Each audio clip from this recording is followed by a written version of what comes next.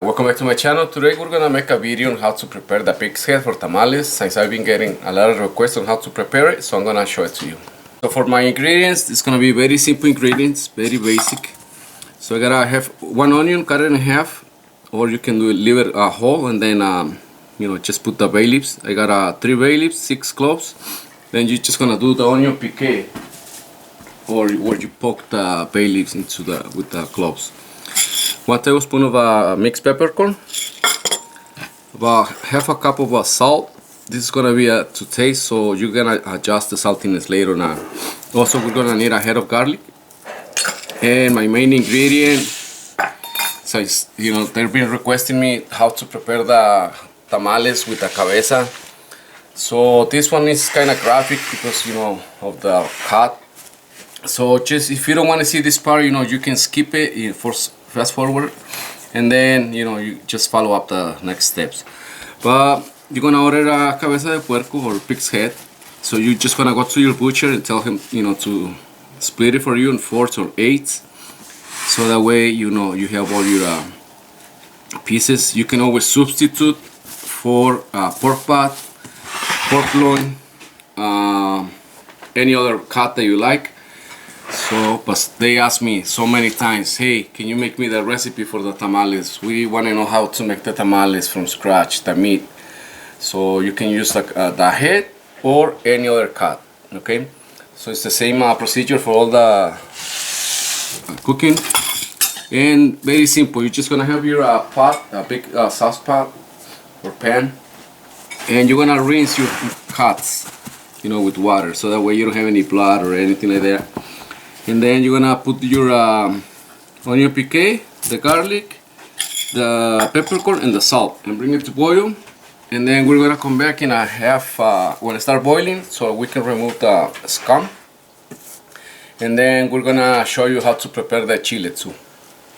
So you're gonna add your garlic, cloves, onion, and then we're gonna reserve the other half. So you're just gonna do half of the ingredients in here, because we're gonna use the garlic and the half an onion, and we're gonna use that for how to show you how to do the salsa, the chiles, okay?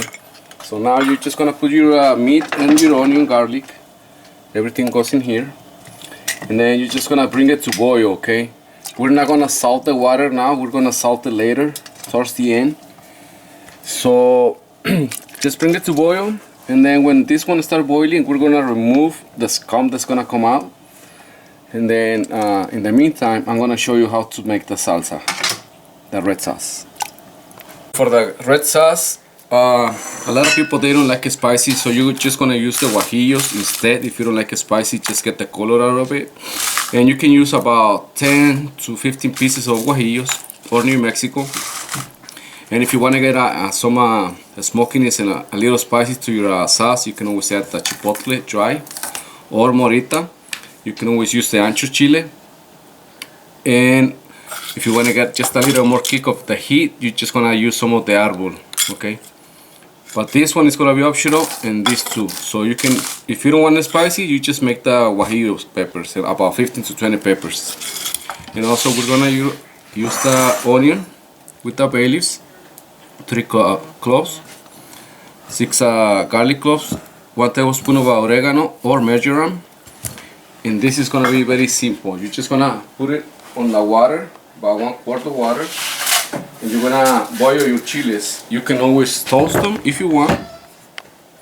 And then the onion, garlic, and oregano goes to the pot. We're gonna add the salt later and show you how the salsa comes out.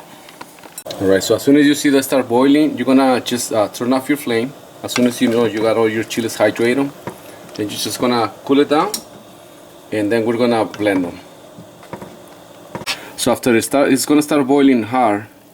Now you're gonna remove all these toxins, okay? Just move it to the side, and like this. And always, you're gonna add the rest of the salt, so that it's gonna help us to boil the water fast. And then we're gonna come back. It's still hard, so a couple more hours. And then we're gonna come back and show you how to chop it up. When you let it cool down, you're gonna put them in the blender, And then gonna add a little salt to taste. Black pepper is gonna be optional. And then we're gonna blend it. I'm gonna come back and strain it and show you how the salsa looks like when it's done. Right, so now you're gonna just strain it off, remove all the seeds, and this salsa is done. You can always make this sauce for menudo, for pozole, for chorizo, for enchiladas, for anything you want. This is just a basic salsa de chile guajillo, and you can make it for anything you want. So this one, later on, we're just gonna cook our meat into the sauce, and that's gonna be the salsa for the tamales, okay? So I'm gonna come back and show you the next step. But as you can see, it's falling off the bones. So make sure you remove, don't stir too much, just lift it and try to remove all the bones. See? Be careful so that way we don't lose any small bones.